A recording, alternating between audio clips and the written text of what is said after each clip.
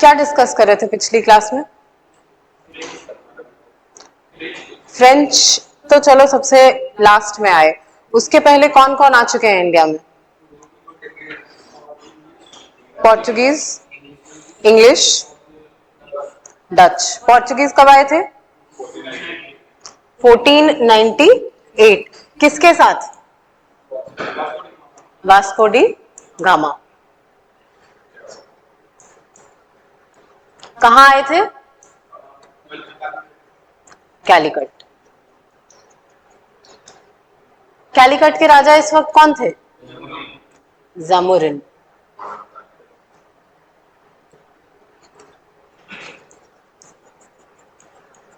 उसके बाद कौन आए? पक्का? डच। कब आए डच?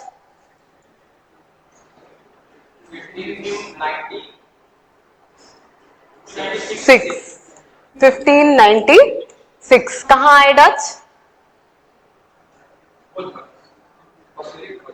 मसूलीपट्टनम। मसूलीपट्टनम कहां है? मसूलीपट्टनम ये रहा। ठीक है, पहली जो डच ने अपनी फैक्ट्री बनाई थी वो बनाई थी 1598 में मसूलीपट्टनम में। आ गए थे 1596 में ही, बट 1598 में इन्होंने अपनी फैक्ट्री जो थी वो बनाई थी। ठीक है, उसके बाद 1598 में पोर्चुगीज ने बनाई थी, 1616 में डच ने बनाई थी। ठीक है, उसके बाद कौन आते हैं? ब्रिटिश। कब आए ब्रिटिश? 1600। किसके तहत? कैसे आए? शिप से तो आए, ऑब्वियसली शिप से ही आएंगे, उड़ के थोड़ी आएंगे। केप ऑफ गुड होप से तो आ ही रहे हैं, सारे आ रहे हैं केप ऑफ गुड होप से होते हुए। कंपनी का नाम क्या था जिसके तहत जो ब्रिटिश थे वो इंडिया में आए थे? English east India company. और उस ग्रुप ऑफ ट्रेडर्स का नाम क्या था?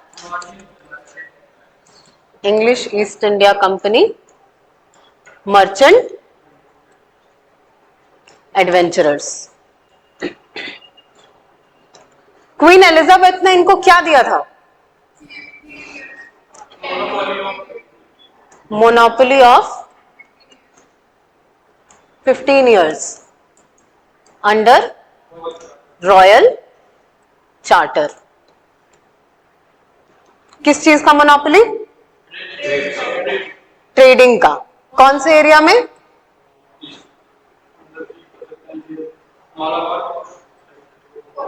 जो ईस्ट एशिया वाला पार्ट है, इंडिया को इंक्लूड करते हुए उस पार्ट में। ठीक है, तो इसके बाद कायदे से अगर ऑर्डर वाइज देखा जाए तो आते हैं डेन्स। लेकिन क्योंकि डेन्स का जो है कुछ बहुत बड़ा रोल नहीं रहा है तो उसको हम लोग लास्ट में डिस्कस करेंगे, पहले फ्रेंच को डिस्कस करेंगे। ठीक है, तो फ्रेंच जो थे वो आते हैं इंडिया में इन 1664। ठीक है, 1664 में जब फ्रेंच इंडिया में आते हैं तो अब तक पोर्चुगीज जो थे उनको ब्रिटिश साइडलाइन कर चुके हैं। Under which battle? Battle of Swally. Battle of Swally में जो पोर्चुगीज थे उनको ब्रिटिश जो है वो साइडलाइन कर चुके हैं, और पोर्चुगीज जो है वो लिमिटेड हो गए हैं कहां? तो गोवा, दमन और दीव, ये 3 जगह हैं जहां पोर्चुगीज इसके बाहर नहीं जा रहे हैं। ठीक है, तो अब जब फ्रेंच आते हैं तो उनको जो है उनका मेजर जो कंपटीशन रहता है वो रहता है इंग्लिश के साथ ही, क्योंकि डच भी जो थे वो भी काफी कमजोर हो जाते हैं ब्रिटिश की वजह से। तो डच से भी इनिशियल अगर फेज देखा जाए तो डच और फ्रेंच का राइवलरी थोड़ी बहुत टाइम के लिए देखने को मिला है, क्योंकि डच को जो है ब्रिटिश ही बाहर निकाल देते हैं अंडर बैटल ऑफ चिंसूरा, या बैटल ऑफ बेदरा भी बोलते हैं उसको। तो उसके बाद शुरू होती है ब्रिटिश और फ्रेंच की राइवलरी, और ब्रिटिश और फ्रेंच की जो राइवलरी थी वो सिर्फ इंडिया तक ही सीमित नहीं थी, इसका जो रूट कॉज था वो इंडिया के बाहर यानी यूरोप से आता है। और जब यूरोप में इनकी लड़ाई जब जब चल रही होती है तब तब उसका जो असर है वो इंडिया में भी देखने को मिलता है। ठीक है, तो अब हम स्टार्ट करते हैं कि फ्रेंच जो है वो इंडिया में कैसे आए। तो inspired by the success of Dutch and British east India companies, the French decided to establish their own trading company to tap into the lucrative trade in the East Indies। ये है French East India company का लोगो। और जब French India में आते हैं तो वो आते हैं under French East India company, जिसका पूरा नाम जो है वो ये है, जिसको याद करने की जरूरत नहीं है। इस समय फ्रांस के राजा रहते हैं लुइस 14, 16 नहीं, लुइस 16 है फ्रेंच रेवोल्यूशन के टाइम पे, ठीक है। लुइस 14, ये 14 है, 16 ऐसे लिखाएगा। और ये जो फ्रेंच ईस्ट इंडिया कंपनी है इसके फाउंडर हैं जीन बैप्टिस्ट कोलबर्ट, और अंडर लुइस 14 इन 1664। और इस कंपनी को मोनोपोली मिलती है 50 सालों की, किस चीज के लिए? तो ट्रेडिंग करने के लिए इंडियन ओशन और ईस्ट इंडिया में। लेकिन इनको इनिशियल चैलेंजेस क्या फेस करने पड़े? तो competition from the Dutch and the British. Despite these challenges the French were determined to establish a foothold in India. कि भले ही चैलेंजेस थे लेकिन फ्रेंच की कोशिश यही थी कि वो जो है इंडिया में अपने स्ट्रॉन्ग प्रेजेंस को बना सके, और इसकी बहुत हद तक इसमें वो सक्सेसफुल भी हुए थे। बट उनको अगर एडिक्वेट सपोर्ट मिला होता तो शायद ब्रिटिश जो थे वो इतने स्ट्रॉन्ग नहीं होते, ठीक है। तो अब देखते हैं कि फ्रेंच आगे जब इंडिया में आते हैं तो वो कहां से अपना जो एक्सपेडिशन है वो स्टार्ट करते हैं। तो फर्स्ट फ्रेंच एक्सपेडिशन जो था उसको लीड करते हैं फ्रैंकोइस कैरन, जो कि पहले डच ईस्ट इंडिया कंपनी के ऑफिशियल थे, बाद में इनको फ्रेंच ईस्ट इंडिया कंपनी में एम्प्लॉय किया गया था।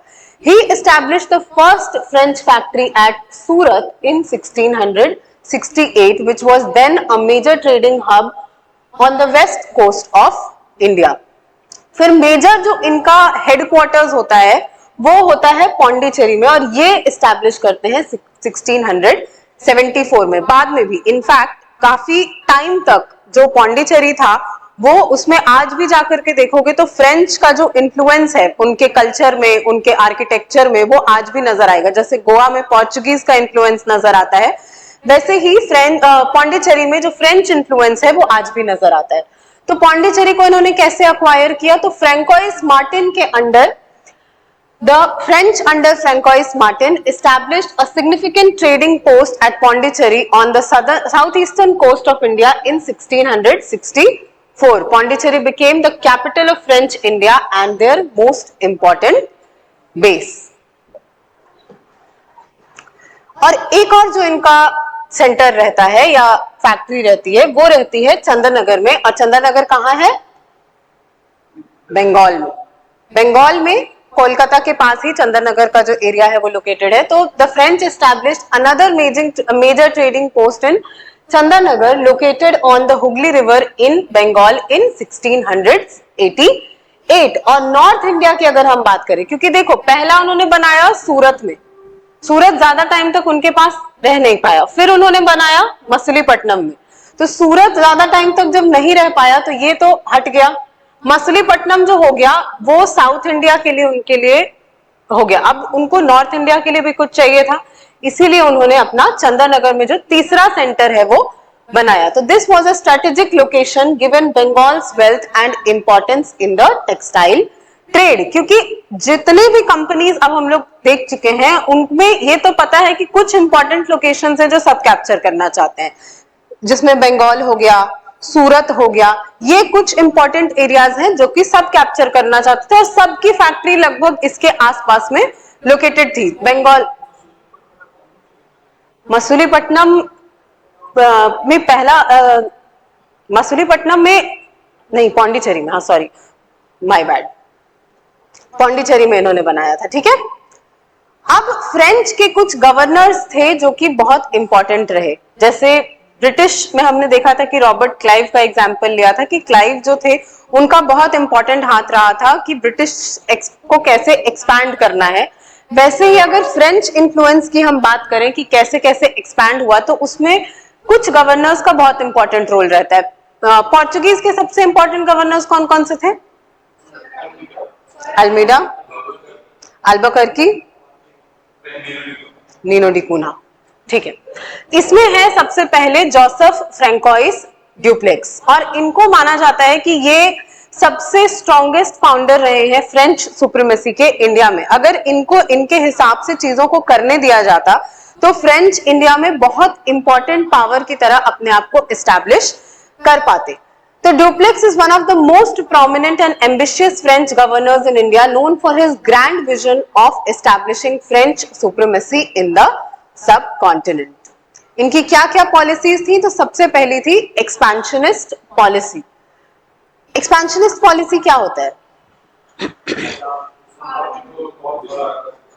अपने राज्य का विस्तार करना, अपना जो इन्फ्लुएंस है उसको और एक्सपैंड करना। तो Dupleix pursued an aggressive policy of territorial expansion and aimed to establish French political dominance in India by intervening in the local politics and supporting friendly rulers. तो ये ऐसा नहीं था कि लड़ाई करके, वॉर करके कैप्चर करते थे टेरिटरीज को। ये क्या करते थे कि ऐसे रूलर्स को आइडेंटिफाई करते थे जिनके साथ ये अलायंस बना सकते हैं, फ्रेंडली रूलर्स को, और उसके बाद उनके इंटरनल पॉलिटिक्स में इंटरफेयर करके वहां का जो कंट्रोल है वो अपने हाथ में लेते थे। तो सबसे पहला जो इनका एक बहुत इंपॉर्टेंट अलायंस था वो था चंदा साहिब के साथ। इसको हम लोग डिटेल से जब कर्नाटिक वॉर्स डिस्कस करेंगे तब डिस्कस करेंगे। ये एग्जाम्पल है, ठीक है, कि Dupleix supported Chanda Sahib's claim to the throne of the Carnatic which brought him into conflict with the British who supported Muhammad Ali. This led to the second Carnatic War. अभी अगर नहीं समझ में आ रहा है कोई दिक्कत नहीं है, इसी स्लाइड में आगे कर्नाटिक वॉर्स बहुत डिटेल से डिस्कस किया हुआ है, ठीक है। फिर इनका होता था मिलिट्री कैंपेन्स। तो हर बार अलायंस बने ये जरूरी नहीं है, और इनको पता था कि ब्रिटिश जो है वो इनके एनिमी है, ये बात प्रूवन थी। तो अब ब्रिटिश से लड़ने के लिए अलायंस काम नहीं आएगा। जो ये अलायंस बनाते थे वो लोकल रूलर्स के साथ बनाते थे। ब्रिटिश से लड़ने के लिए इनको मिलिट्री का सहारा लेना पड़ता था। The Dupleix led several successful military campaigns capturing Madras from the British in 1746 and expanding French influence in the Carnatic and the Deccan regions. Madras में ब्रिटिश का कौन सा फोर्ट हुआ करता था?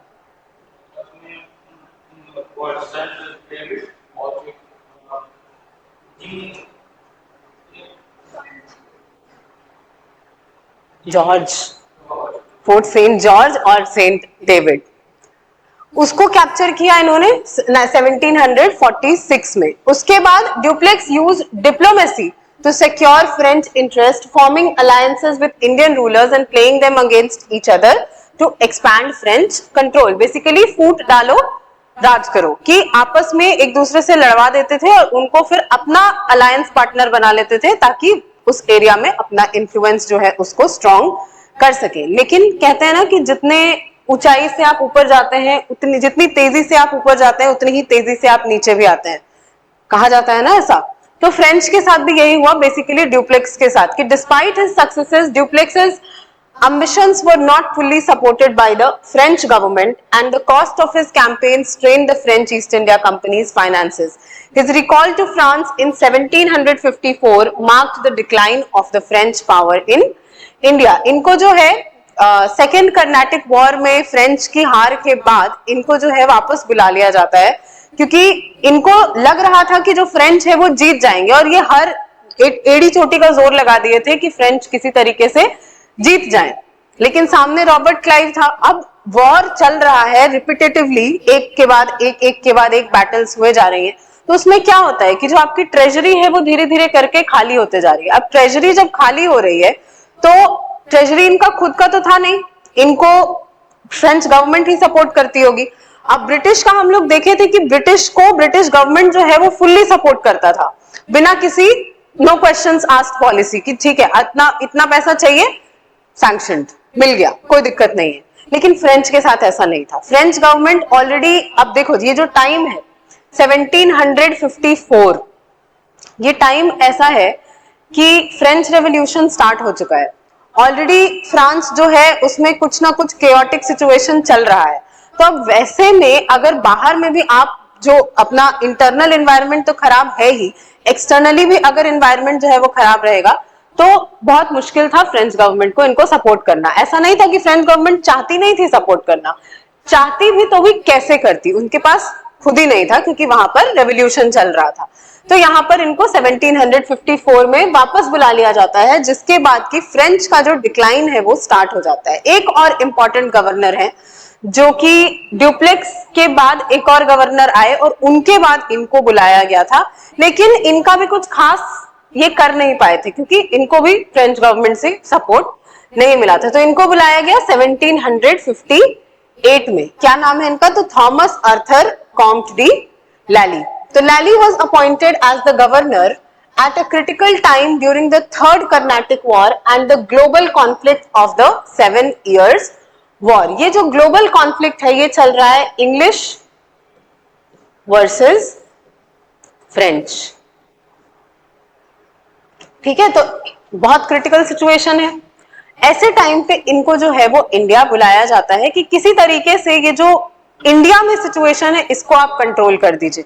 ये कंट्रोल करने की कोशिश भी करते हैं और इनका जो कंट्रोल करने का तरीका था वो यही था कि किसी तरीके से ब्रिटिश को हराना है। तो ये भी ब्रिटिश से लड़ाई में एंगेज हो जाते हैं, जिसमें फ्रेंच गवर्नमेंट इनको सपोर्ट नहीं करती है और अल्टीमेटली ये भी हार जाते हैं। तो Lally adopted an aggressive strategy against the British, attempting to capture की British held territories like Madras. However his military campaigns were largely unsuccessful, क्योंकि उस टाइम पे अभी तक जो बंगाल है वो उतना प्रोमिनेंट बन के सामने आया नहीं है।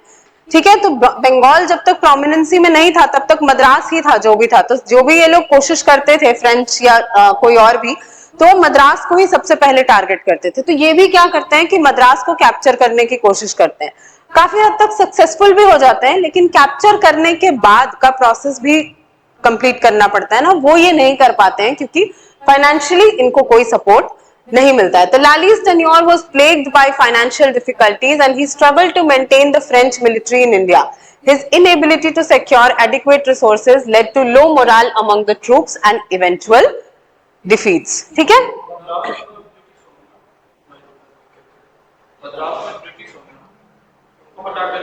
हाँ, इनको हटाकर थर्ड कर्नाटिक वॉर के टाइम पे ये कोशिश करते हैं कि यहाँ पर जो है फ्रेंच कंट्रोल को एस्टैब्लिश किया जाए, लेकिन वो कर नहीं पाते हैं।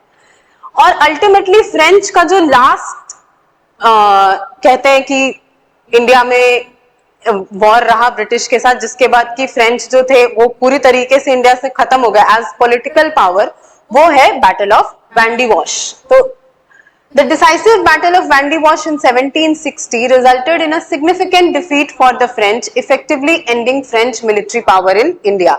Lally was unable to recover from this loss, leading to the eventual fall of Pondicherry to the British in 1761. और इसी के साथ जो फ्रेंच थे उनके एम्बिशंस का इंडिया में अंत हो जाता है। तो इसके बाद भी फ्रेंच इंडिया में रहे, ऐसा नहीं है कि वो इंडिया से चले गए, बट एक पॉलिटिकल पावर की तरह नहीं, सिर्फ एक ट्रेडिंग पार्टनर की तरह वो इंडिया में थे कि अगर आपको यहाँ से ट्रेड करना है तो कर सकते हैं, लेकिन इसके अलावा आप और कुछ नहीं कर सकते हैं। ठीक है,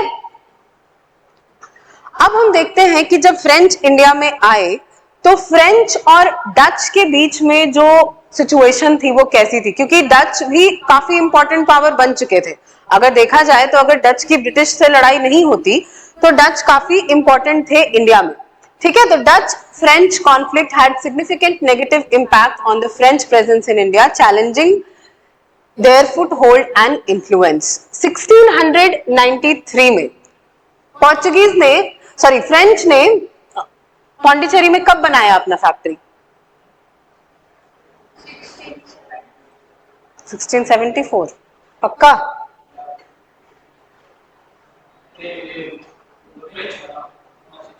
1674 श्योर होना पड़ेगा, ऐसे तुक्का मारने से कैसे काम चलेगा।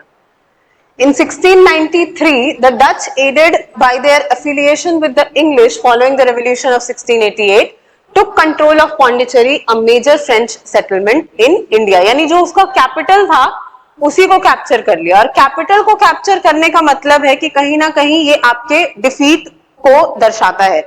ये समझ लो अगर गॉड फॉरबिड्स ऐसा सिचुएशन कभी आए ना, बट इंडिया में अगर न्यू दिल्ली को कभी कोई कैप्चर कर लेता है कोई एक्सटर्नल पावर, तो क्या ये इंडिया के एग्जिस्टेंस के लिए सबसे बड़ा खतरा नहीं होगा? क्योंकि वहां पर जितने भी हमारे इंपॉर्टेंट ऑफिसर्स हैं, इंपॉर्टेंट लोग हैं इंडिया के, वो सारे वहां पर सीटेड हैं।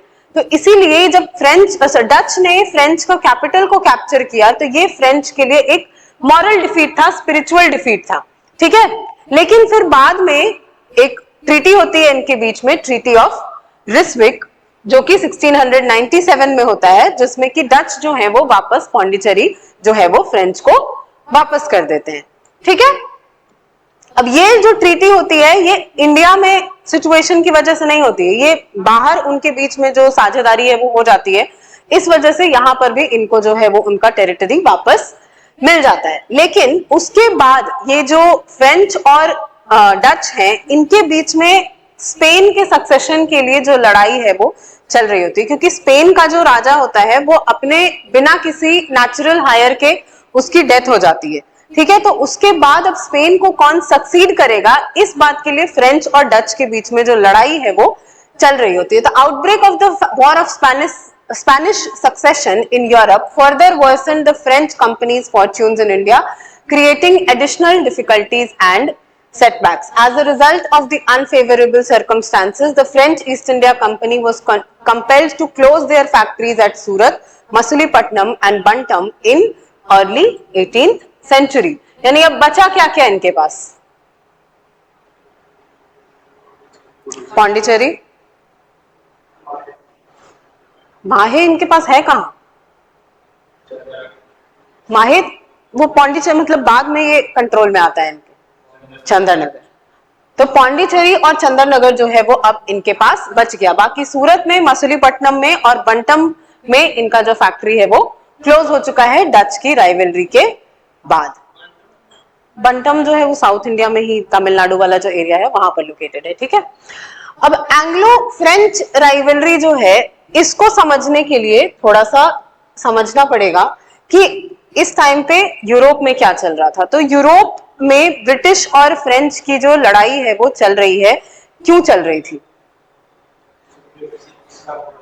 सुप्रीमेसी किसका होगा यूरोप में, ठीक है। इसके अलावा जो ऑस्ट्रिया है, ऑस्ट्रियन किंगडम था, उसका जो राजा था उसका कोई बेटा नहीं था, ठीक है। तो वो अनाउंस करता है कि मेरी जो बेटी है वो ऑस्ट्रियन किंगडम को लीड करेगी।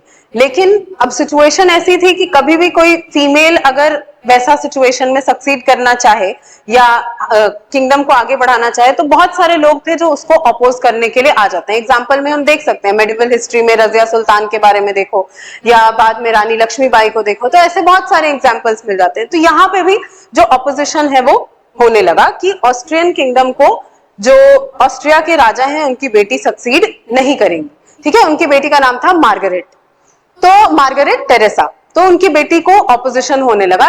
इसी में जो फ्रेंच और इंग्लिश थे उनके बीच में लड़ाई होने लगी क्योंकि जो इंग्लिश थे वो सपोर्ट कर रहे थे मार्गरेट टेरेसा को और फ्रेंच जो थे वो इस चीज के अगेंस्ट थे, ठीक है, वो ऑपोजिट पार्टी में थे। तो यहाँ पर इनके बीच में जो लड़ाई है वो होने लगती है, जिसको हम जानते हैं वॉर ऑफ ऑस्ट्रियन सक्सेशन के नाम से। और इसी के बैकग्राउंड में, ये जो बैकग्राउंड में ये चीजें चल रही हैं, इसके वजह से अब इंडिया में ब्रिटिश और फ्रेंच के बीच में जो लड़ाई है वो शुरू हो जाती है, क्योंकि इंडिया में जो ब्रिटिश की कंपनी थी वो फ्रेंच की कंपनी को दिखाना चाहती थी कि भाई हम तुमसे ज्यादा पावरफुल हैं, चाहे वो इंडिया में हो या यूरोप में हो, हम तुमसे ज्यादा पावरफुल हैं। तो Anglo-French rivalry in India was characterized by fierce competition and conflicts between the two colonial powers. This rivalry extended beyond Europe and had significant consequences for their presence in India. और इसी बीच में जो battle of Plassey होता है इन 1757, उसमें अब battle of Plassey में जो सिराजुद्दौला थे वो अगेंस्ट में थे इंग्लिश ईस्ट इंडिया कंपनी की, और जो फ्रेंच ईस्ट इंडिया कंपनी था वो सिराजुद्दौला को सपोर्ट कर रहा था, ठीक है। तो ये भी जो अब इतना बड़ा चीज हो रहा है तो ब्रिटिश शांत तो बैठेंगे नहीं। अब यहां से ब्रिटिश जो थे वो भड़कना स्टार्ट हुए फ्रेंच के खिलाफ। ब्रिटिश ईस्ट इंडिया कंपनी की बात करें, ब्रिटिश ऑलरेडी यूरोप में भड़के हुए हैं, लेकिन ईस्ट इंडिया कंपनी जो है वो यहां से भड़कना स्टार्ट होती है कि ऐसे कैसे आप जो है वो हमारे दुश्मनों के साथ जाकर के साझेदारी कर सकते हैं। तो the decisive battle of Plassey in 1757 marked a turning point in the Anglo-French rivalry in India. The British, led by Robert Clive, defeated the French-supported Nawab of Bengal, Siraj-ud-Daulah, establishing British dominance in Bengal. तो next class में जो ये battle of Plassey है इसको हम लोग detail से discuss करेंगे. British East India Company's ascendancy. The British East India Company steadily expanded its influence and control in India, eclipsing the French. The British secured key victories and established alliances with local rulers, while the French faced setbacks and lost support. और जब British जो थे, अब British एकदम अपने peak पे थे, एक के बाद एक जो उनके गवर्नर्स भी आते जा रहे थे, या ये बोलो कि उस टाइम पे गवर्नर्स या मिलिट्री कमांडर्स भी बोलो, वो सारे जो थे एक से एक थे. कोई भी ऐसा नहीं था जिसको कि कोई डिफीट कर सकता था. जैसे एग्जांपल में हम ले सकते हैं कि रॉबर्ट क्लाइव हो गया, या रॉबर्ट क्लाइव के बाद जो बैटल ऑफ बक्सर होता है उस समय हमें नजर आते हैं हेक्टर मुनरो. अब ये सब जब इंडिया में आ रहे थे तो एक भी ऐसा नहीं होता था जिसके दिमाग में ये नहीं होता था कि ब्रिटिश के कंट्रोल को एक्सपैंड कैसे करना है, क्योंकि उनको बहुत उनका जो सिलेक्शन क्राइटेरिया था, जिस तरीके से इनको सेलेक्ट किया जाता था वो बहुत स्ट्रांग होता था. तो एक से एक बढ़कर यहाँ पर जो मिलिट्री ऑफिसर्स थे या कमांडर्स थे वो आ रहे थे. उसके सामने जो फ्रेंच के कमांडर्स थे वो फीके पड़ जाते थे, जिसकी वजह से धीरे धीरे करके जो ब्रिटिश थे वो टेरिटरीज पे टेरिटरीज अपने एक्सपैंड करते चले गए, और फ्रेंच जो थे उनको सेटबैक्स झेलना पड़ा. Over time the French lost significant territories to the British. जैसे चंदननगर जो था वो 1757 में ब्रिटिश ने कैप्चर कर लिया, उसके बाद मछलीपट्टनम को 1759 में, और फाइनली पौंडीचेरी को 1761 में, weakening the position of French in India. अब समझते हैं 3 कर्नाटिक वॉर्स. अब ये जो टॉपिक है इसको बहुत ध्यान से सुनना, ठीक है. इसको समझने के लिए थोड़ा सा मुगल एम्पायर के पास वापस चलते हैं. अब मुगल एम्पायर जब टूट रहा था उस समय नए नए किंगडम्स बन रहे थे. साउथ इंडिया में कौन कौन से किंगडम्स बने थे? हैदराबाद. चलो हैदराबाद की ही कहानी है. हैदराबाद को कौन लीड कर रहा था? असफ जा. असफ जा वन, जो कि एस्टैब्लिश करते हैं असफ जाही डायनेस्टी. और इनको हम किस नाम से जानते हैं? निजाम. निजाम ऑफ हैदराबाद. अब ये जो है मुगल एम्पायर है, ठीक है. मुगल एम्पायर के अंडर में एक किंगडम है हैदराबाद, और हैदराबाद में एक सूबा है या प्रोविंस बोल सकते हैं, आरकॉट, ठीक है. और यही आरकॉट का जो रीजन है ये प्रेजेंटली तमिलनाडु वाला जो एरिया है वहां पर लोकेटेड है. आरकॉट का जो लीडर है उसको बोलते हैं नवाब, ठीक है. तो 2 इंपॉर्टेंट कैरेक्टर्स हैं, निजाम ऑफ हैदराबाद और नवाब ऑफ आरकॉट. तो जो ये असफ जा है ना, ये आरकॉट का जो नवाब है, पहला नवाब, वो चुनते हैं किसको? सादतुल्ला खान.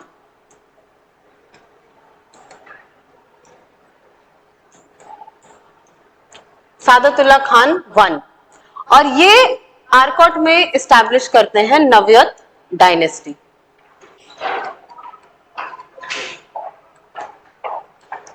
ठीक है, नव्यत डायनेस्टी की शुरुआत करते हैं ये आरकॉट में. अब अगर हम मैप पे देखें तो कौन सा एरिया जो है वो कर्नाटक के नाम से, या आरकॉट, तो ये वाला जो किंगडम है ना हैदराबाद जो है वो यहां पर है, ठीक है.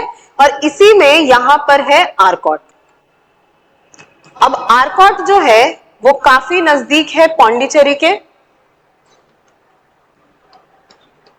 या आरकॉट के किंगडम में ही लोकेटेड है पौंडीचेरी और चेन्नई या मद्रास दोनों. यानी फ्रेंच का भी जो कैपिटल है वो यहीं पे है, और मद्रास यानी ब्रिटिश का भी जो एक इंपॉर्टेंट सेंटर है वो भी यहीं पर है.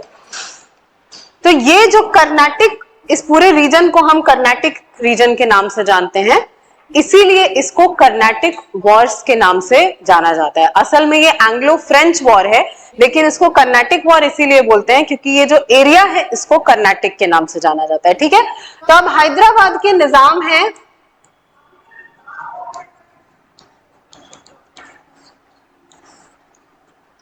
असफ जाह फर्स्ट, और इनके नीचे हैं सादतुल्लाह खान वन, जो कि है आरकॉट के राजा। ठीक है, या नवाब। अब शुरू करते हैं कहानी आरकॉट की। तो आरकॉट के जो राजा हैं सादतुल्लाह खान, इनका कोई अपना बच्चा नहीं। ठीक है,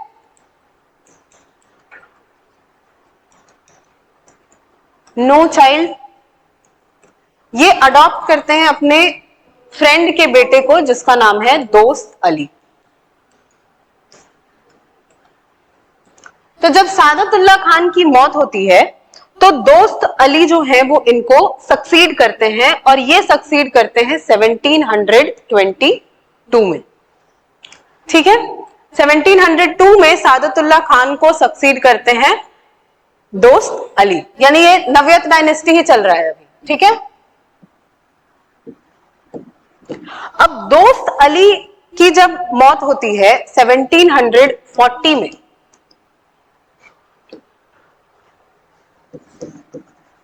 दोस्त अली 1722 से 1740, तो इनको सक्सीड करने के लिए दो लोग हैं। एक है चंदा साहिब और दूसरे हैं सफदर अली खान। हाँ, ये सन है और ये सन इन लॉ है।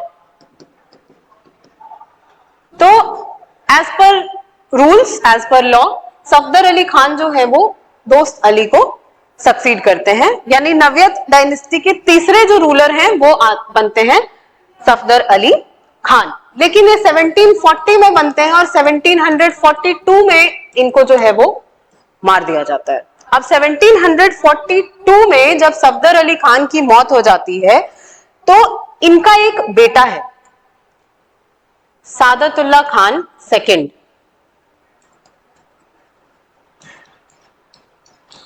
ठीक है, सादतुल्लाह खान सेकंड। अब सादतुल्लाह खान सेकंड जो है वो है माइनर, बहुत छोटा है।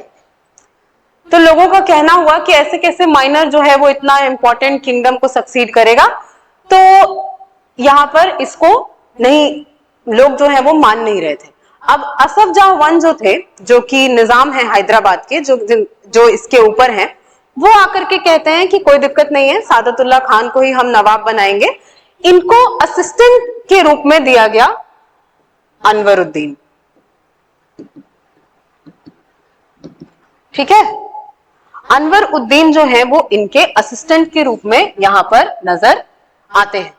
अब 1742 में जो सादतुल्लाह खान सेकंड जो है वो जब सक्सीड करते हैं, लेकिन 1744 में सादतुल्लाह खान सेकंड की भी मौत हो जाती है, डेथ इन 1744। अब थे तो ये माइनर ही, यानी शादीशुदा तो होंगे नहीं, बच्चे इनके होंगे नहीं, यानी ये जो नव्यत डायनेस्टी है वो अब खत्म हो चुका है। क्योंकि ये जो है चंदा साहिब, इनको मराठास उठा के ले गए, कैप्चर्ड बाय मराठास। लड़ाई चलते रहती थी तो मराठास जो थे वो इनको उठा करके ले गए थे, तो इनका अभी कोई नामो निशान नहीं है। तो इसके साथ ये सादतुल्लाह खान सेकंड के मौत के साथ नव्यत डायनेस्टी जो है वो खत्म हो जाता है। तो अब अनवरुद्दीन कहते हैं कि सिंस अब कोई नहीं बचा है, तो अब अनवरुद्दीन जो है वो अपने आप को नवाब, या असफ जाह जो है वो कहते हैं कि अब नए जो नवाब होंगे वो होंगे अनवर उद्दीन। ठीक है, तो अब आ जाते हैं फर्स्ट कर्नाटिक वॉर पर।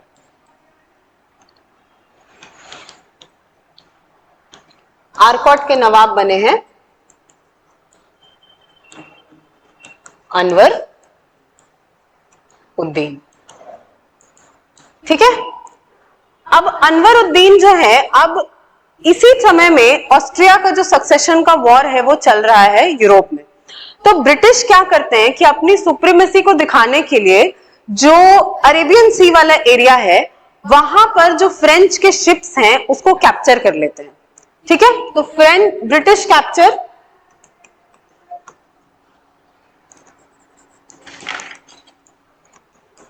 French ships in Indian ocean. ठीक है, तो ब्रिटिश जब है जो फ्रेंच के शिप्स को कैप्चर कर लेते हैं तो 1746 में एक स्पेशल गवर्नर है या मिलिट्री कमांडर बोलेंगे फ्रेंच का,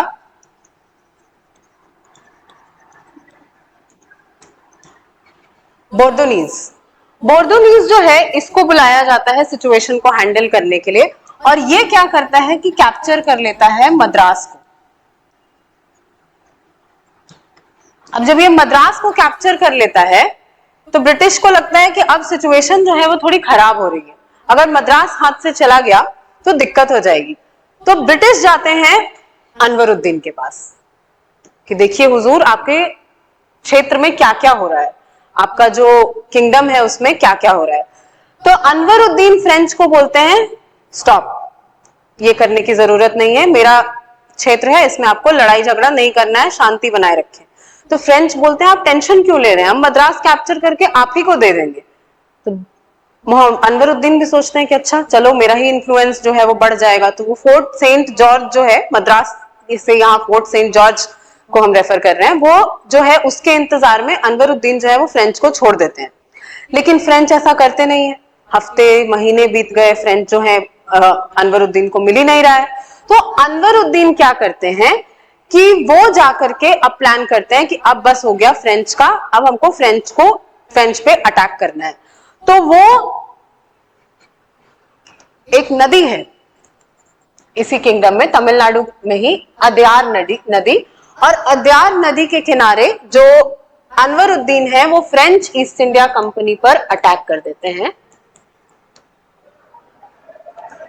Anwaruddin attacked French East India company. अब अनवरुद्दीन के पास थे 10,000 सोल्जर्स और इनके पास थे कुछ फ्यू थाउजेंड या 500 सोल्जर्स।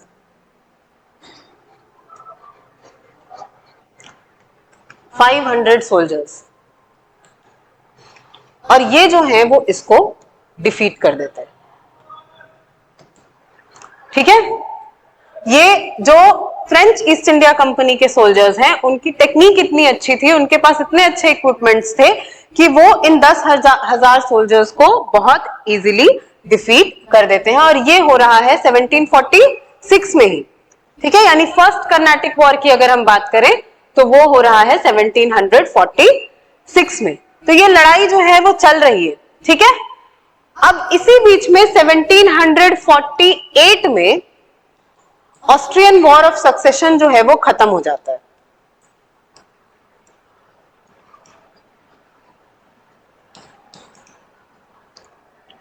एंड्स, और ये एंड होता है treaty of Aix la Chapelle. बड़ा बड़ा ट्रीटी ऑफ एक्स ला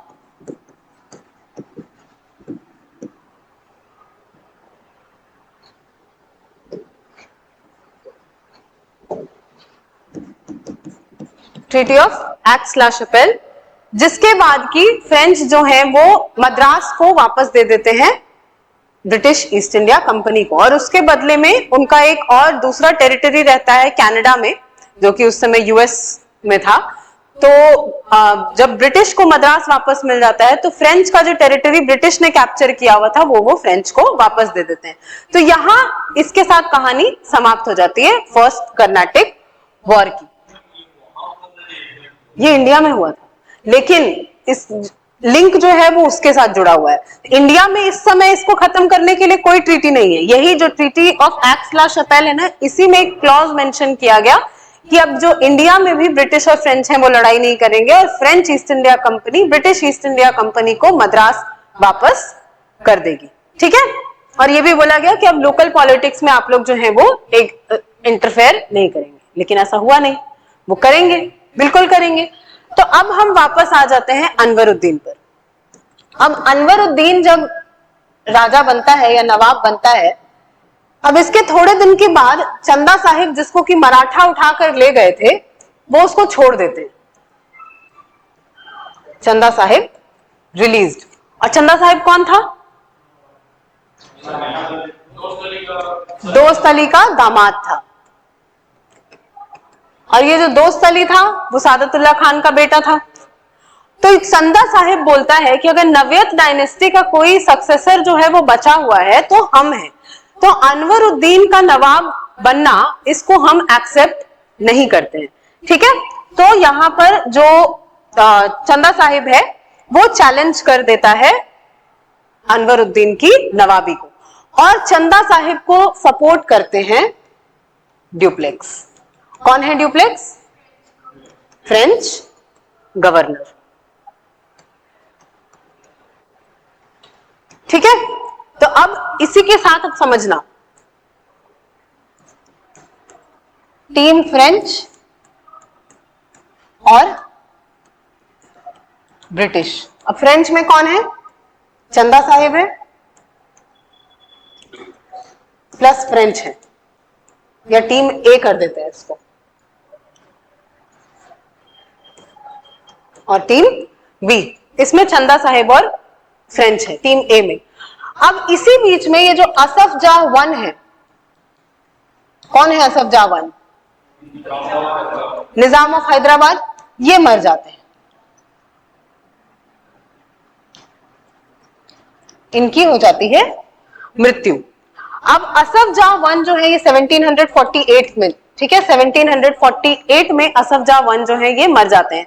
अब इनको सक्सीड करने के लिए भी दो लोग हैं, एक है नासिर जंग जो कि इनका बेटा है, और दूसरे हैं मुजफ्फर जंग जो कि इनका ग्रैंडसन है, नाती है। ठीक है, बेटी का बेटा है। तो कायदे से तो नासिर जंग को ही सक्सीड करना चाहिए था क्योंकि वो बेटे हैं, लेकिन नासिर जंग जो थे ना वो थोड़े से खिसके हुए थे। 1741 में वो असफ जाह पर अटैक किए थे। अटैक यानी कि डेडली अटैक, जिसमें कि असफ जाह वन की जान भी जा सकती थी, लेकिन भगवान ने उनको बचा लिया। और नासिर जंग को उसके बाद जो टेरिटरी है, जो हैदराबाद का किंगडम था, वहां से बाहर फेंक दिया गया था। लेकिन अब असफ जाह वन मर गए। 1741 में भी वो निजाम बनना चाहते थे, तो अब जाहिर सी बात है कि वो तो वापस आएगा। और असफ जाह वन ये बोल के मरे थे कि मेरे मरने के बाद हमको अगर कोई सक्सीड करेगा तो वो होगा मुजफ्फर जंग।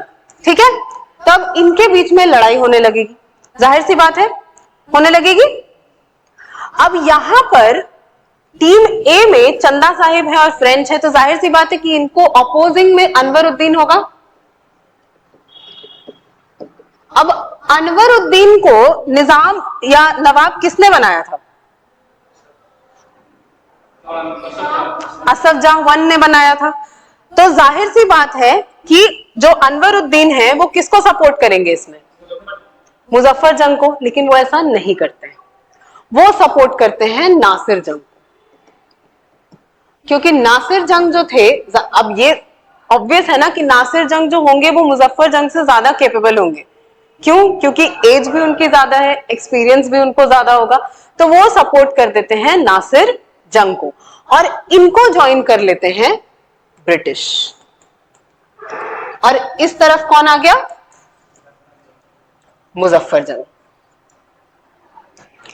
ठीक है, अब इनके बीच में जो लड़ाई है वो स्टार्ट होती है। तो एक तरफ है चंदा साहिब, फ्रेंच और मुजफ्फर जंग, और दूसरी तरफ है अनवरुद्दीन, नासिर जंग और ब्रिटिश ईस्ट इंडिया कंपनी।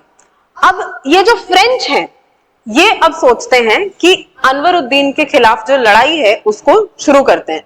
तो ये क्या करते हैं कि स्टार्ट करना अपना जो जर्नी है वो स्टार्ट करते हैं आरकॉट की तरफ। आरकॉट जो है वो इस उनका सबसे इंपॉर्टेंट एरिया है। लेकिन जब वो आरकॉट की तरफ बढ़ना शुरू करते हैं तो अनवरुद्दीन एक बार तो ऑलरेडी हार चुका है फ्रेंच से, बहुत इतने सारे सोल्जर्स के साथ गया था लेकिन फिर भी वो बिल्कुल बुरे तरीके से हारा था। तो उसको पता था कि अगर ये लोग आरकॉट तक पहुंच गए तो फिर आरकॉट तो गया, तो वो उनको पहले ही रोकने की कोशिश जो है वो करता है। तो आरकॉट के थोड़ी दूर पर ही एक जगह है आम्बूर, और यहां पर होता है बैटल ऑफ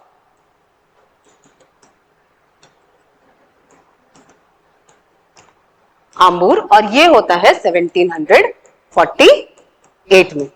ठीक है, अब इस बैटल में अनवरुद्दीन जो है वो मर जाते हैं। अनवरुद्दीन किल्ड। तो अब अनवरुद्दीन जब मर जाएंगे तो यानी कि अनवरुद्दीन की जो जगह है वो खाली हो गई। तो अब नेचुरली फ्रेंच अगर जीते हैं तो फ्रेंच के जो कंटेंडर थे निजामत के लिए, निजामी के लिए, वो यहां पर बन जाते हैं नए निजाम। तो न्यू निजाम कौन हो गए?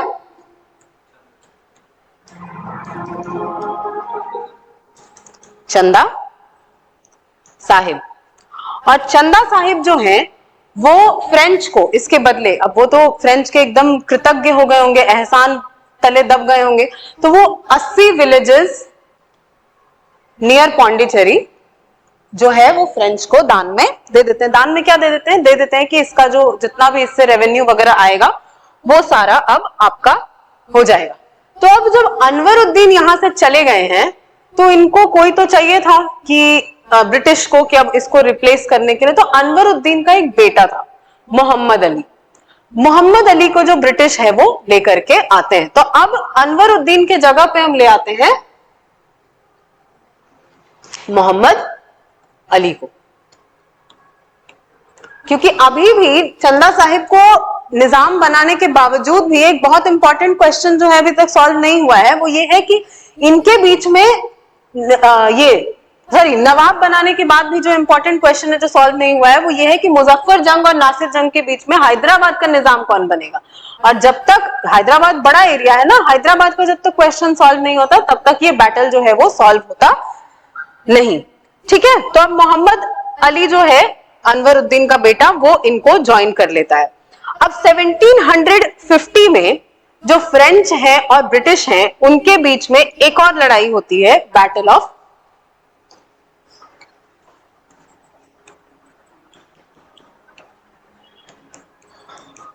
तिरुवेदी।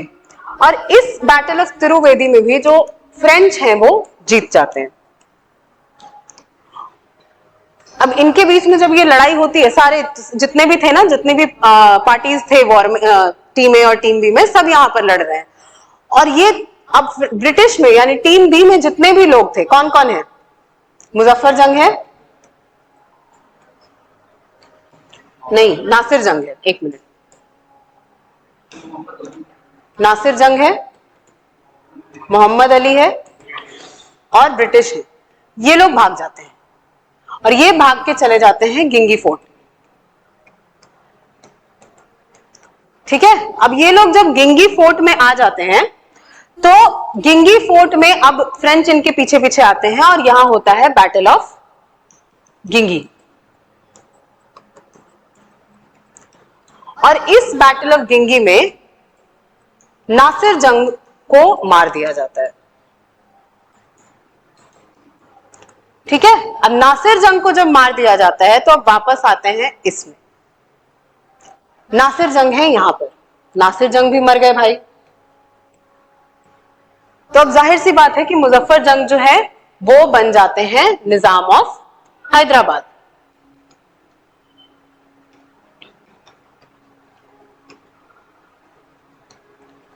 तो बैटल ऑफ गिंगी में जब ये मुजफ्फर जंग जो है वो निजाम ऑफ हैदराबाद जब बन जाते हैं तो ये अब मसूलीपट्टनम और उसके आसपास की जो टेरिटरीज हैं वो फ्रेंच को दे देते हैं।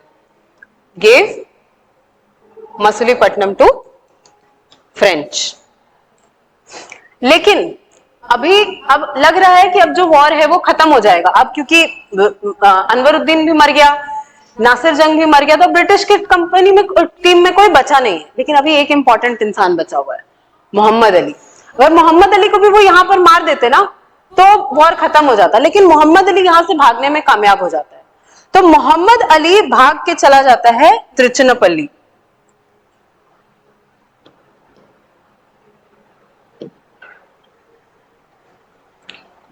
मोहम्मद अली जो है वो चला जाता है त्रिचुनापल्ली। और इसी बीच में जो मुजफ्फर जंग हैं, जो कि निजाम बने थे, उनको भी मार दिया जाता है। ठीक है, मुजफ्फर जंग किल्ड। अब यानी इतनी मुश्किल से जो प्रॉब्लम सॉल्व हुई थी कि कौन निजाम बनेगा, वो प्रॉब्लम फिर से स्टार्ट हो गई। अब ना तो मुजफ्फर जंग बचे हैं और ना ही नासिर जंग बचे हैं। तो जब मुजफ्फर जंग जो है वो मर जाते हैं तो इनको सक्सीड करते हैं इनके बेटे सलाबत जंग। ठीक है, अब सलाबत जंग जो है इनका जो ये फ्रेंच की मदद से ही इनको जो है वो नया निजाम बनाया जाता है। तो ये अब सारे जो हैं, क्योंकि देख रहे थे कि सारे जो है वो फ्रेंच को कुछ ना कुछ दे रहे थे, तो ये नॉर्दर्न सरकार, एक एरिया है आंध्र प्रदेश के 4 डिस्ट्रिक्ट्स को मिलाकर के बनता है, वो दे देते हैं फ्रेंच ईस्ट इंडिया कंपनी को, फ्रेंच ईस्ट इंडिया कंपनी। ठीक है, लेकिन अभी त्रिचुनापल्ली में जो मोहम्मद अली है वो बचा हुआ है ना।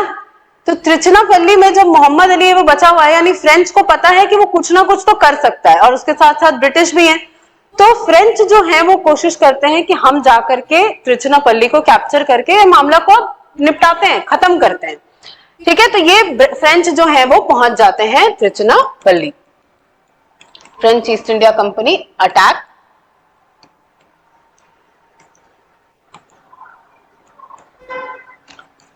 त्रिचुनापल्ली फोर्ट। अब यहां पर जब ये अटैक करते हैं तो यहीं पे है रॉबर्ट क्लाइव, यहां पर उसको सपोर्ट कर रहे हैं मोहम्मद अली को। अब रॉबर्ट क्लाइव जो है वो चारों तरफ से घिर जाते हैं। ठीक है, रॉबर्ट क्लाइव जब चारों तरफ से घिर जाते हैं तो इनको बस किसी तरीके से मौका चाहिए कि कैसे यहां से बाहर निकले। तो ये क्या करते हैं कि ये यहां से भाग जाते हैं, escaped to fort saint George. कहां है फोर्ट सेंट जॉर्ज? मद्रास। यानी ये मद्रास वापस चले जाते हैं और वहां जितने भी इनके सीनियर्स हैं उनको जाकर के बोलते हैं कि देखिए त्रिचुनापल्ली में ऐसा ऐसा सिचुएशन जो है वो हो गया है, अब इससे हमको बाहर निकलने का रास्ता ढूंढना होगा। और इसी बीच में रॉबर्ट क्लाइव के दिमाग में आइडिया आता है कि आरकॉट जो है अभी किसके कंट्रोल में है? चंदा साहिब के कंट्रोल में। तो चंदा साहिब जो है, चंदा साहिब फ्रेंच को हेल्प कर रहा है त्रिचुनापल्ली में। अब तो उनको दिमाग में आइडिया आता है कि आरकॉट में अभी कोई नहीं है, ये टाइम अच्छा है कि हम आरकॉट को कैप्चर कर देते हैं। और मात्र 500 सोल्जर्स के साथ जो रॉबर्ट क्लाइव है, बेसिकली ध्यान डाइवर्ट करना था कि त्रिचुनापल्ली में अगर अपनी कंपनी के लोगों को छुड़ाना है तो उनको डाइवर्ट करना होगा कहीं और, ताकि उनका वो त्रिचुनापल्ली से आरकॉट तक आ सके। ये अटैक कर देते हैं आरकॉट पर।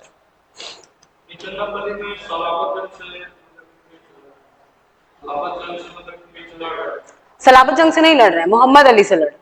हाँ, मोहम्मद अली से लड़, सलाबत जंग को तो वही बनाए ही हैं निजाम, तो उनसे उससे क्यों लड़ेंगे। ये अटैक कर देते हैं आरकॉट पर और कैप्चर कर लेते हैं आरकॉट को। अब आरकॉट को जब कैप्चर कर लेते हैं तो चंदा साहिब भागा भागा आता है कि किसी तरीके से जो है हम यहाँ पर अपना जो किंगडम है उसको बचा सके। तो चंदा साहिब जब आता है तो यहाँ पर ब्रिटिश उसको मार देते हैं, या रॉबर्ट क्लाइव चंदा साहिब को मार देते हैं। अब जब चंदा साहिब को मार देते हैं तो जाहिर सी बात है कि इसके अपोजिट में कौन था? किसको बचा रहे हैं ब्रिटिश इतने टाइम से? मोहम्मद अली को। तो चंदा साहिब जब मर जाता है तो नया जो नवाब बनता है, न्यू नवाब ऑफ आरकॉट, वो है मोहम्मद अली। मोहम्मद अली खान पूरा नाम है इनका, मोहम्मद अली खान। ठीक है, अब जब नया नवाब जो है वो मोहम्मद अली खान बनता है, अब इसी बीच में जो ब्रिटिश और फ्रेंच है, ड्यूप्लेक्स जो था वो इतनी आसानी से हार मानता नहीं।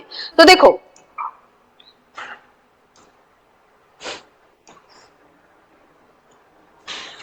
ये एक पॉइंट जो है, अब मोहम्मद अली खान जो है वो ब्रिटिश की टीम का है, उसको बना दिया गया आरकॉट का नवाब।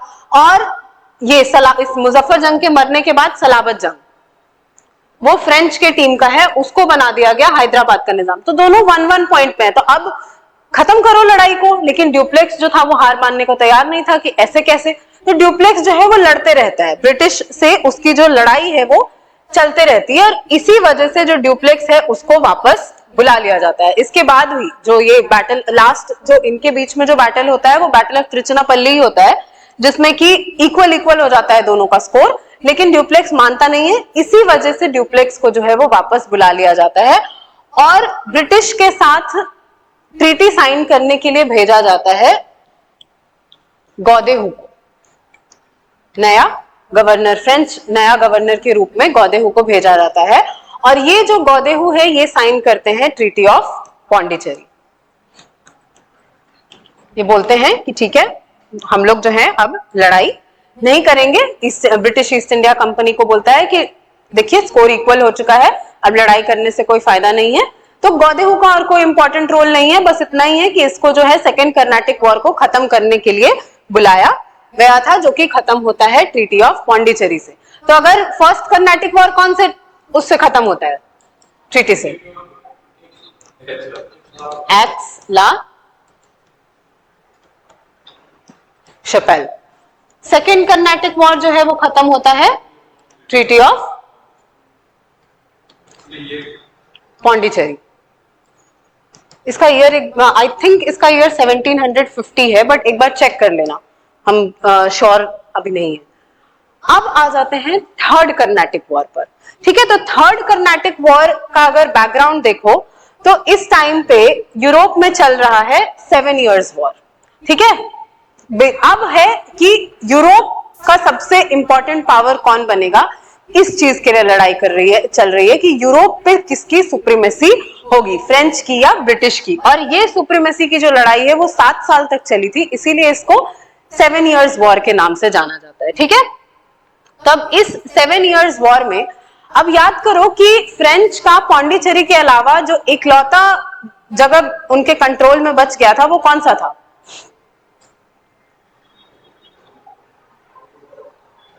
हाँ, चंदरनगर। चंदरनगर जो है वो इनके कंट्रोल में बच गया था। अब ब्रिटिश को मची चुल कि हमको अपने आप को प्रूव करना है। पहले में भी याद करो जो जब लड़ाई चल रही थी यूरोप में, ऑस्ट्रियन वॉर ऑफ सक्सेशन, तो ब्रिटिश ने क्या किया था कि फ्रेंच की शिप्स को कैप्चर कर लिया था इंडियन ओशन में। अब ये क्या करते हैं कि चंदरनगर पे अटैक कर देते हैं। इंडियन ओशन अरेबियन सी का ही, मतलब अरेबियन सी जो है वो इंडियन ओशन का ही पार्ट है, इतना बेसिक ज्योग्राफी है ये। चंदरनगर जो है वो फ्रेंच का है। अब ब्रिटिश इस पे अटैक कर देते हैं,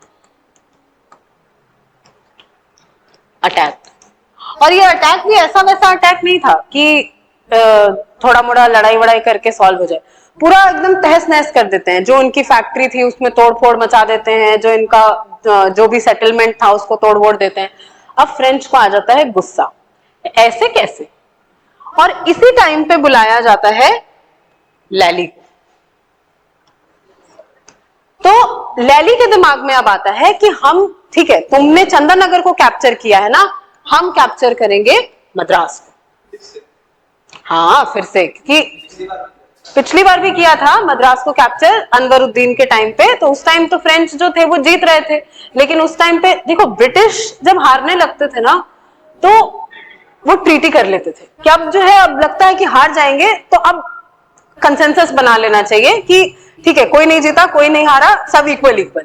लेकिन फ्रेंच को इतना दिमाग था नहीं, वो क्या करते हैं कि वो मद्रास को कैप्चर करने की कोशिश करते हैं। लैली जो है वो और घेर भी लेता है, जो फोर्ट सेंट जॉर्ज है उसको वो घेरने में कामयाब भी हो जाते हैं, लेकिन घेराव करने के बाद उसके अंदर घुसने के लिए जो पावर चाहिए होता है वो लैली के पास नहीं था। जो पावर, जो रिसोर्सेस चाहिए थी, उसका सपोर्ट उसको फ्रेंच गवर्नमेंट से नहीं मिला। ठीक है, इसी वजह से जो ये मद्रास का सीज बोला जाता है, इसको सीज ऑफ मद्रास, वो सक्सेसफुल नहीं हो पाया, अनसक्सेसफुल। हाँ, इसका टाइम पीरियड बहुत कम था। वो जो पीडीएफ है उसमें तीनों का टाइम पीरियड लिखा हुआ है, अभी थोड़ी देर में हम लोग उसको देख लेंगे वापस से। और जो 7 इयर्स वॉर जो है वो जो चल रहा था, अब वो भी धीरे धीरे करके अपने समापन की ओर आ रहा था। तो ये जो लड़ाई है ये खत्म होती है बैटल ऑफ बैंडी वॉश से। मद्रास में ही एक फोर्ट है, वंदवासी फोर्ट, वंदवासी फोर्ट, और वंदवासी उनको बोलने आता नहीं था तो उन लोगों ने उसको बना दिया बैंडी वॉश। और ये बैटल ऑफ बैंडी वॉश जो है, बैंडी वॉश जो है वो 110 किलोमीटर पर है मद्रास से।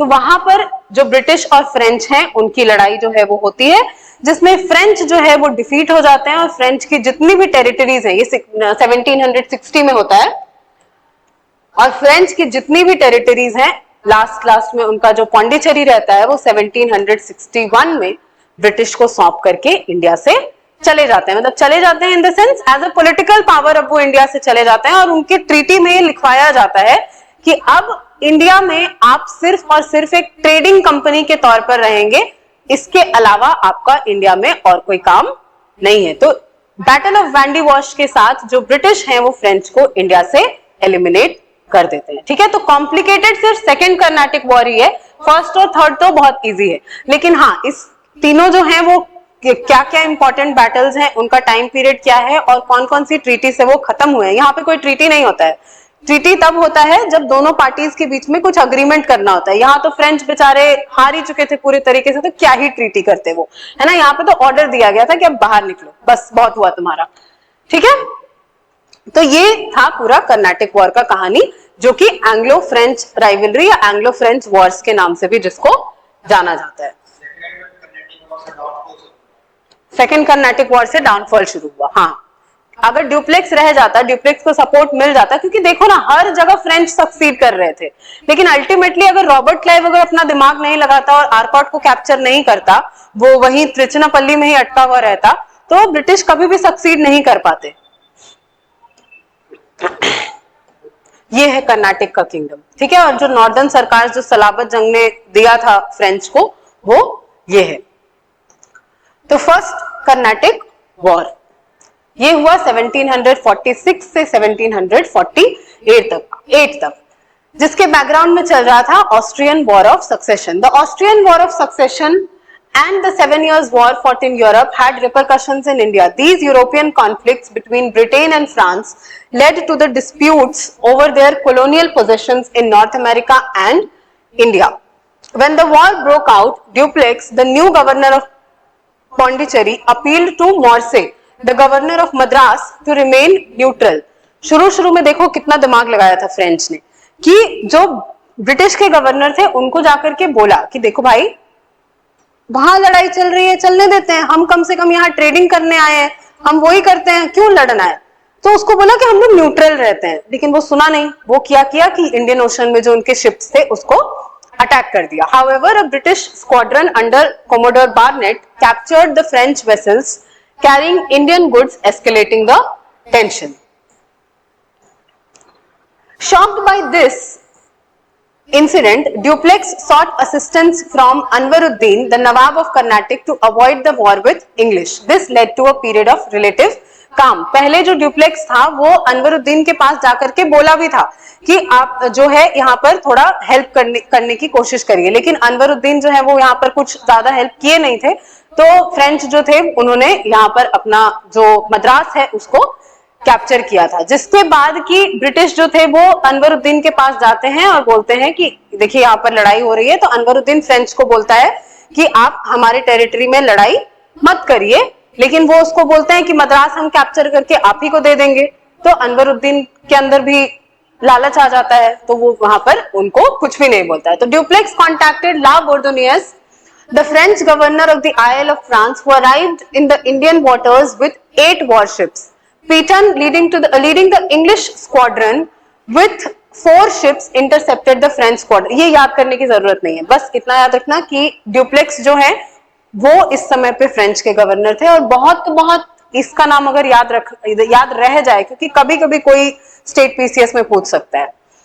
In the Battle of July 6, 1746, Peyton suffered setbacks and retreated to Hooghly, Calcutta, while expecting reinforcement from Britain. ये है duplex. The French squadron succeeded in capturing the undefended Madras on September 15, 1746. Undefended क्यों? क्योंकि जिसको बुलाया गया था लड़ने के लिए वो वापस चला गया था कैलकाटा, तो यहाँ पर मद्रास को बचाने के लिए कोई था नहीं। तो governor Morse received a demand for surrender, but instead he sought help from Anwaruddin.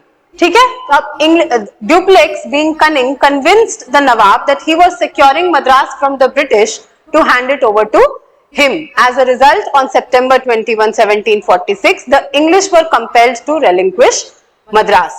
However, when the Nawab of Carnatic requested the French to fulfill their promise and hand over Madras, the French evaded the request. In response, the Nawab dispatched a force of 10,000 men led by his son Mahfuz Khan. ठीक है, अब यहाँ पर दो battles होते हैं, एक battle of Adyar और दूसरा battle of Santhome. The Nawab's forces blockaded Fort St. George, but the French forces managed to push them back to Santhoum.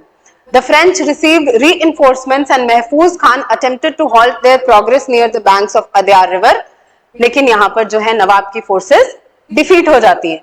तो ये बैटल ऑफ अद्यार जो है कभी कभी क्वेश्चन पूछ लेता है, वो कौन से बैटल का, कौन से लार्जर वॉर का हिस्सा है वो याद रखना. तो battle of Adyar first Carnatic war. However, Dupleix played a diplomatic game by promising to raise Nawab's flag over Fort St. George for a week and then requested the Nawab to hand over the town to the French. The Nawab agreed and withdrew his support for the British. ठीक है, तो यहाँ पर mind game खेला कि एक हफ्ते के लिए उसका जो झंडा है नवाब का वो फोर्ट सेंट जॉर्ज पे लटका देता है और उसके बाद बोलता है कि अब वापस, बहुत हो गया, एक हफ्ते मिल गया आपको, बहुत है.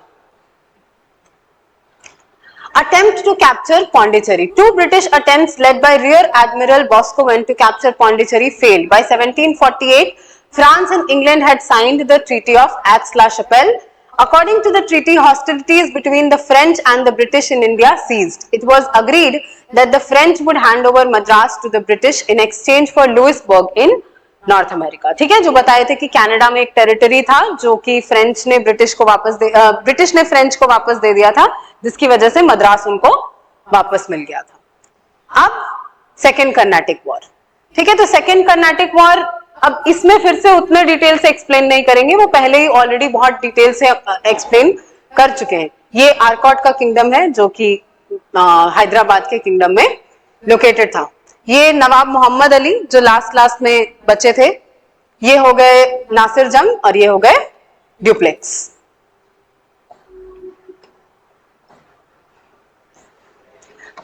ये है चंदा Sahib.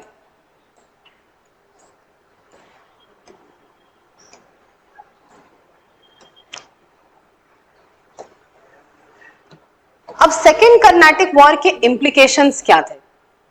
So it became evident that the countenance of the Indian authority was no longer necessary for European success. Rather, Indian authority itself was becoming dependent on European support. कि पहले इंडियंस के सपोर्ट की जरूरत पड़ती थी यूरोपियन पावर्स को.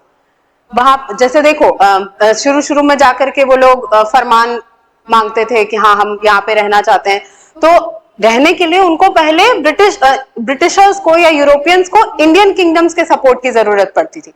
यहाँ situation अलग था.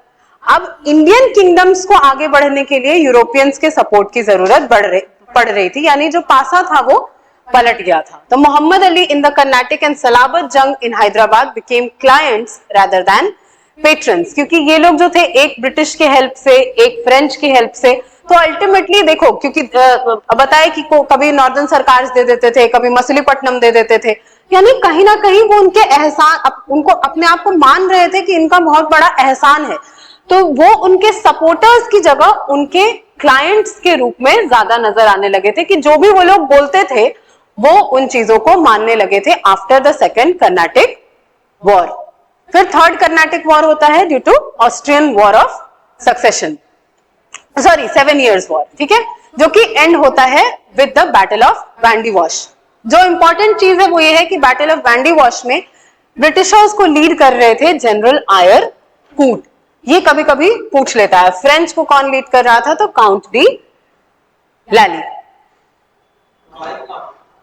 क्लाइव जो था वो अभी तक जो है वापस चला गया था, ठीक है, फिर उसको वापस आता है वो, ऐसा नहीं है कि फिर वो वापस नहीं आता है। क्लाइव का इंडिया में बहुत इंपॉर्टेंट रोल रहा है। तो Pondicherry was gallantly defended by Lally for 8 months before he surrendered on January 16, 1761. With the loss of Pondicherry, Gingi and Mahe, the French power was reduced to its lowest. Lally, after being taken as a prisoner of war in London, returned to France where he was imprisoned and executed in 1766. ठीक है, अब third Carnatic war जो था वो बहुत decisive war था, और ये जो कंक्लूड हुआ था वह हुआ था treaty of peace of Paris 1763 से, जिसमें कि पौंडीचेरी और चंदननगर जो था वो फ्रांस को रिटर्न कर दिया गया था, लेकिन सिर्फ और सिर्फ ट्रेडिंग एक्टिविटीज के लिए। वहां से आप कोई पॉलिटिकल काम नहीं कर सकते। Although the treaty restored to the French their factories in India, the French political influence disappeared after the war. कौन सा वॉर? वॉर और बैटल अलग अलग होता है। वॉर का एक हिस्सा होता है बैटल, ठीक है, वॉर लंबे टाइम के लिए चलता है। Third Carnatic war. Thereafter, the French, like the Portuguese and the Dutch counterparts in India, confined themselves to small enclaves and to commerce. The English became the supreme European power in the Indian subcontinent. ठीक है? The victory at Vandy Wash left the English East India Company with no European rival in India. Thus, they were ready to take over the rule of the entire country. Significantly, in the Battle of Vandy Wash, natives served in both the armies as sepoys. ये important point है कि Indians ही British army में भी और French army में भी जो एक दूसरे से लड़ रहे थे वो इंडियंस ही थे। ऐसा नहीं था कि बाहर से ही वो सारे सोल्जर्स को लेकर के आए थे। It makes one think that irrespective of which side won, there was an inevitability about the fall of India to the European invaders. क्योंकि ऑलरेडी अगर आपके देश के लोगों को वो अपनी आर्मी में एम्प्लॉय कर रहे हैं, तो चाहे कोई भी जीते, अल्टीमेटली हार किसकी हो रही थी? इंडियंस की। ठीक है, अभी जो लास्ट, ये खुद से पढ़ लेना, ये हम ऑलरेडी बता चुके हैं कहां कहां उनका फैक्ट्री था। जो लास्ट टॉपिक बचा है वो है डेन्स का। ठीक है, तो डेन्स जो थे वो बहुत मिनिस्क्यूल रोल रहा है इनका, कोई खास इंपॉर्टेंट रोल नहीं रहा है, लेकिन फिर भी एक बार देख लेते हैं कि इनका सेटलमेंट कहां कहां था। तो ये जो झंडा है रेड और व्हाइट कलर का, वो डेन्स का है। तो कहां कहां नजर आ रहा है ये रेड और व्हाइट? एक तो ये सिरमपुर में नजर आ रहा है, उसके अलावा कहीं नजर नहीं आ रहा है, यानी नहीं, यहां है ट्रैंकेबार में 1620। बस दो ही जगह है जहां पर कि डेन्स जो है वो नजर आ रहे हैं। डैनिश और the Danes refer to the people from Denmark. जो डेनमार्क से लोग आते हैं उनको बोलते हैं Danes. Denmark held colonial possessions in India for over 225 years, यानी 225 सालों तक ये इंडिया में थे। ऐसा नहीं है कि ये आए और गए टाइप के हो गए थे, बट इनको मौका ही नहीं मिला अपने कंट्रोल को एक्सपैंड करने का। हाँ, ये शांति से रहने वाले लोग थे। The Danish colonies in India included the towns of Tranquebar, जो कि तमिलनाडु में है, Serampore in Bengal and the Nicobar Islands। और इनका हेडक्वार्टर कहाँ था? सिरमपुर में। ये याद रखना है। तब बताओ कहाँ कहाँ किसका किसका हेडक्वार्टर था? डच का हेडक्वार्टर कहाँ था? मसूलीपट्टनम। पोर्चुगीज का? पोर्चुगीज का हेडक्वार्टर कहाँ था? पक्का पक्का? सूरत। और इंग्लिश का? मद्रास, बाद में कलकत्ता। और फ्रेंच का? अभी तो बताए हैं, Pondicherry.